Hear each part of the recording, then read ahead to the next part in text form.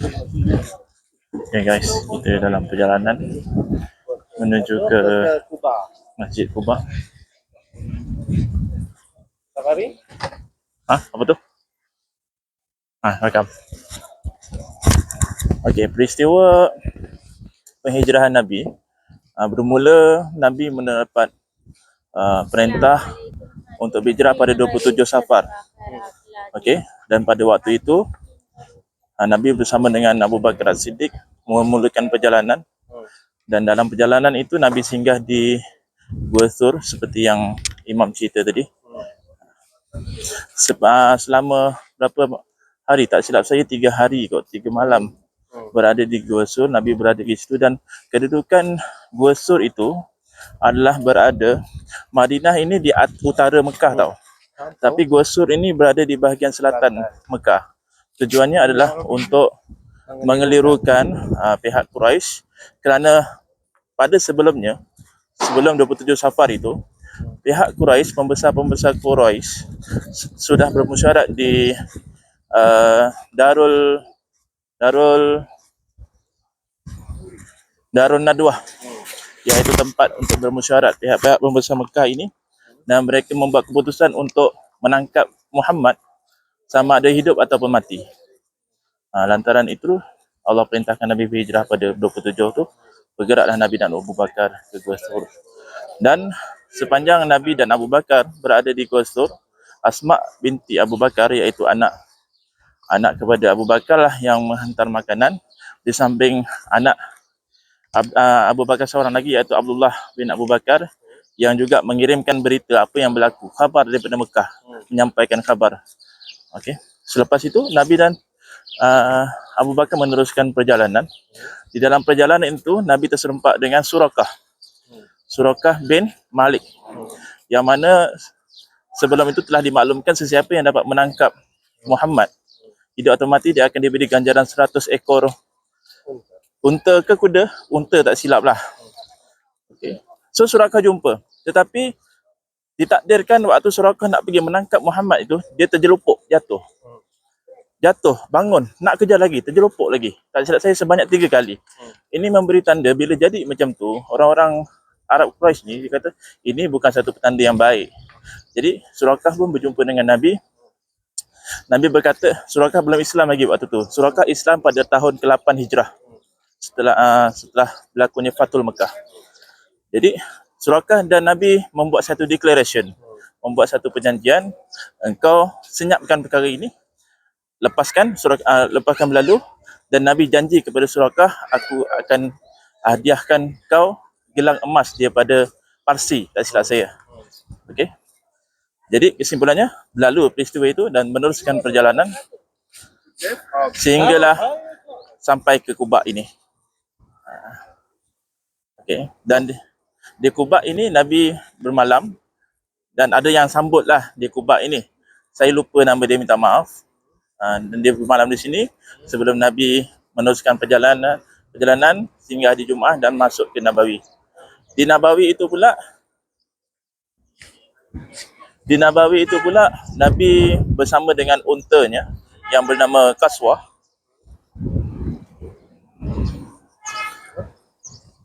Nabi dan Qaswah berjalan masuk ke Masjid Nabawi untuk menentukan di manakah tempat untuk Nabi bina masjid. Saya keliru peristiwa antara Nabi nak jadikan tapak masjid ataupun di mana Nabi nak bermalam. Tak silap saya, yang pertama tapak untuk masjid, unta tu duduk, sini tapak dia. Kemudian seterusnya adalah untuk mencari kat mana tempat dia bermalam. Jadi lepas dah tahu tempat untuk masjid, Nabi jalan lagi mencari lokasi seterusnya, dan pada waktu itulah Abu Ayyub Al-Ansari menarik unta Nabi mengikut balik ke rumahnya. Maka Nabi berkata, seorang Nabi akan mengikut ke mana perginya unta dia. Jadi disimpulkan Nabi bermalam di rumah Abu Ayyub Al-Ansari. Berapa lama Nabi di Gua Thur? Gua Thur 3 hari. Perjalanan Gua Thur masa ke sini berapa hari Nabi? Nabi 27 Safar gerak. Nabi berada di sini 8 Rabiul Awal, tak silap saya. Betul tak, Mam? Kalau silap minta maaf. So 27 Safar, 8 Rabiul Awal. Boleh anggarkan berapa hari lah masa tu kan? 27, 8, 29, 30, 1, 2, 3, 29. Muharram. 27 Safar. Safar. Safar 29 Mungkin 30 tak 30 Okey. 8, 29, 30. Lepas tu 8 hari 11 hari. Lebih kurang begitulah. Lepas tu dia 3 hari di sini. Begitulah secara simpulannya yang kita boleh share apa yang berlaku kat sini tentang sejarah penghijrahan Nabi. Di Quba ini bukan sahaja peristiwa hijrah lah, tetapi ada beberapa peristiwa lain yang berlaku. Nanti kita tengok apa yang ada kat sana. Selain daripada itu, ada satu tempat nama dia Telaga Aris. Aris Imam yang dekat samping Quba. Nanti Ustaz Imam akan ceritakan apakah sejarah yang berlaku kat situ. Masa dah pergi dah belakang tu kan hari Ya, tu. ya. Bukan itu Telaga Izik. Telaga Aris ni dia dah di Kambos dah. Dia tak ada apa. Cuma mar-mar gitu aja. Kita boleh tengok je lah lokasi kat situ. Telaga Cincin. Telaga Cincin. Jomlah kita masuk. Jom. Jangan tutup. Kita teruskan perjalanan. Ada rasa kan? Apa Bin? Nak beli? Belilah. Ada rasa apa? Ada rasa kan kalau nak akan datang explore. So, bukan explore lebih pada bahasa Inggeris kan. Baru umrah ni ada nak mulakan mula pergi buat umrah dulu. Lepas tu kita merasa perasaan tinggalkan Mekah, pergi Gua Sur, tidur area situ kita duduk 3 hari tidur. And then kita duduk area Quba ni 3 hari. And then kita pergi Jumaat kat sana. And then kita masuk pula ziarah Nabi. Itu pendapat Ana kot. Tapi ada orang dia tak setuju sebab dia orang akan cakap once kau sampai Madinah kau kena ziarah Nabi dulu. Tapi Ana nak rasa explorer hijrah Nabi tu. Dia ziarah Nabi dulu tu adab. Yalah adab memang adab. Cuma ya itu lebih pada aula je kan. Cuma Ana nak lebih intention Ana untuk explore perjalanan Nabi tu. Wallahu alam. Mungkin korang sebagai mutawi boleh buat idea ni pada orang-orang yang private yang korang nak bawa. Satu inisiatif. Dari inilah kawasan. Tak dapat kena juga naik kereta tempat Nabi. Itu pendapat Anda lah. Mungkin fokus kali ni bukannya ziarah-ziarah tempat kecil. Fokus kali ni adalah explorer atau kembara perjalanan timeline Nabi. Dah, itu je. Okay guys, Alhamdulillah kita dah pun sampai di Masjid Quba di hadapan sana. Alhamdulillah. Dan apa yang ada di sekeliling Masjid Quba ni telah banyak berubah. Sentiasa ada perubahan setiap masa dan ketika. Dulu kita datang tak ada pun tepi-tepi ni. Sekarang macam-macam ada dan saya yakin ni akan hidup pada waktu malam. Siang macam ni memang tak ada orang datang. So malam memang aktiviti kat sini meriah. Dan kita dimaklumkan oleh rakan-rakan, dia kata kalau nak naik pagi atau berjalan kaki pergi ke Quba, pergilah malam, dia kata. Sebab malam tu lagi meriah. It's okay kalau nak meriah datanglah malam, tapi kalau kita nak explore, nak datang solat apa semua, pilihlah masa yang sesuai. Macam kita nak duha dekat sini kan kejap lagi. So kita pilihlah masa waktu duha. Right? So inilah guys Masjid Quba. Salah satu masjid yang tersimpan di dalamnya episod sejarah yang menjadi permulaan hijrah Rasulullah sallallahu alaihi wasallam dari Makkahul Mukarramah ke Madinah Al-Munawwarah, dan kita akan singgah di sini untuk solat sunat yang mana kita dah pun berwuduk daripada rumah kita tadi, daripada hotel kita tadi, dan seterusnya kita akan masuk ke Quba ini untuk bersolat sunat, yang mana apabila kita buat demikian, kita berwuduk di rumah dan datang ke Quba, maka kita akan mendapat pahala seperti mana kita menunaikan sekali umrah. Itu sebab orang mengejar apa yang Nabi katakan itu, apa yang Nabi sabdakan untuk kita berwuduk daripada rumah dan datang ke Quba dan solat at least 2 rakaat. InsyaAllah pahala tu dapat kepada kita dapat dengan keyakinan kita bahawa itulah sabda Nabi. Okay guys, kita tengok sekeliling, ramai jemaah-jemaah daripada pelbagai negara ni. Di biru ni ada Indonesia. Ikut sana. Okeylah, kita ikut sana. Situ bagian tandas ya, belah sana.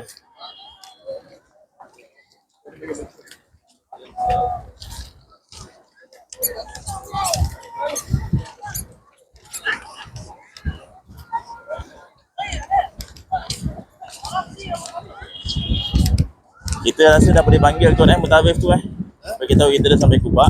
Kita solat lebih kurang 10 minit ke dalam dan kita kumpul balik kat luar.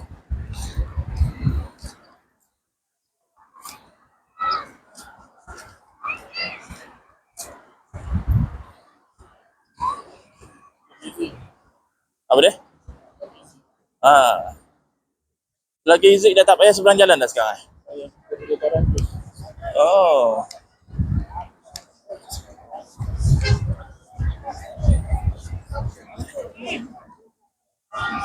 Yang Telaga Cincin tu. Okey, kita ziarah Telaga Cincin dulu Okey. Telaga Cincin Ustaz Imam akan sharekan. Belum sampai.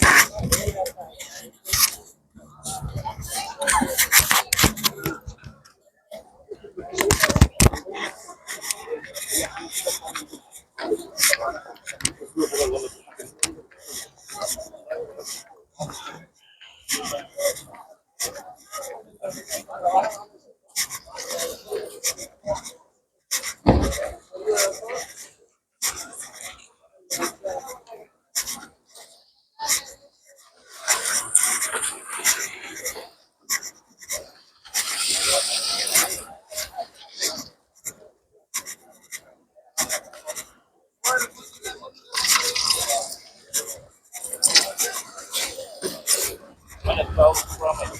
Ha? Bau kubu gitu ya? Apa dia? Bau ramai tu. Itu memang tak bangang nampak tengok jadi dah.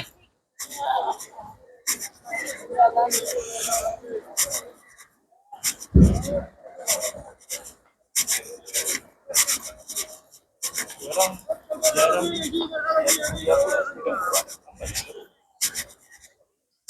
Tahu lah. Biasa kalau kita settle dah pukul 7, dah settle lah.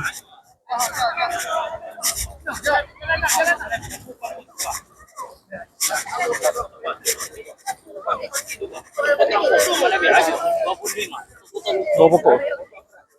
saya beli. Buat tengok tak elok.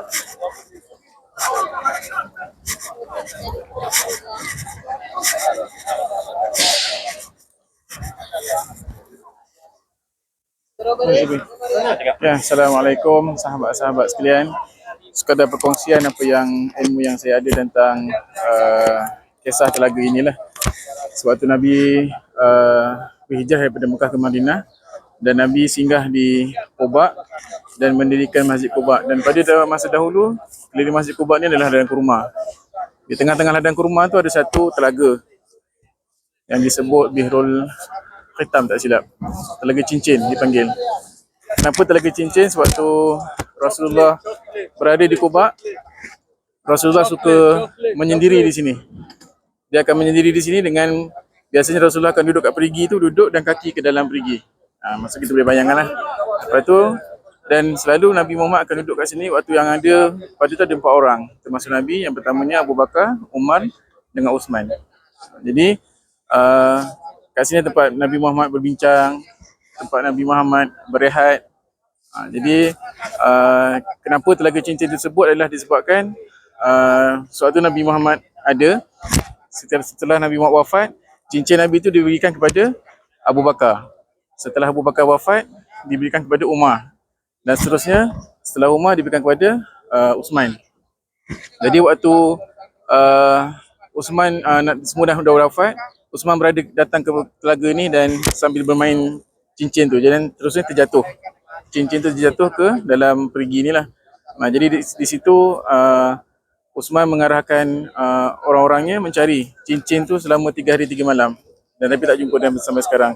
Dan Nabi Muhammad pun sebut sewaktu berkumpul 4 orang di tepi perigi tu, dia kata Uthman adalah ahli syurga dan sewaktu pemerintahannya akan berlaku banyak fitnah.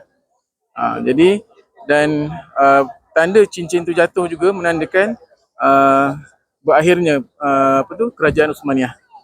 Sebab itulah. Jadi itu sekadar cerita yang dapat saya ungkaikan, yang dapat saya tahu. Okay, yang selebihnya tu mungkin Safari boleh sambung. Jadi itu adalah Telaga Cincin sekarang dah ditutup sebabkan dulu orang buat benda yang apa? Tahayul. Dia campak duit lah macam-macam kan. Jadi banyak lagi pergi-pergi yang dekat sekitar Masjidil Haram ni yang Nabi guna ditutup. Tapi yang daif lagi Izik lah. Dia punya apa tu? Ceritanya tak detail, tak tahu sama ada sah ataupun tidak. Tapi dekat situ pun dia kata ada Telaga Izik yang telah diperbaharui, sekarang tengah renovate. Wallahu alam akan datang jadi macam mana. Tapi dari segi Nabi Ludah ke apa tu, wallahu alam. Tapi kalau telaga khas yang macam Kion dengan Safa pernah pergi, tu adalah telaga yang memang Nabi sebut untuk apa, Abu Bakar ambil airnya untuk mandikan jenazah. Kan? Yang lain tu je lah yang boleh kita kongsikan. Ada siapa nak tambah apa? Okey, itu saja untuk setakat ni. Selepas ni kita akan masuk ke Masjid Quba. Kita akan solat 2 rakaat di mana Nabi hadis Nabi mengatakan sekiranya kita berwuduk daripada rumah menuju ke Masjid Quba, bermakna kita akan dapat pahala 1 kali umrah. Jadi beruntung sebelum kita pergi umrah kita dah dapat pahala 1 umrah insya-Allah. Assalamualaikum warahmatullahi wabarakatuh.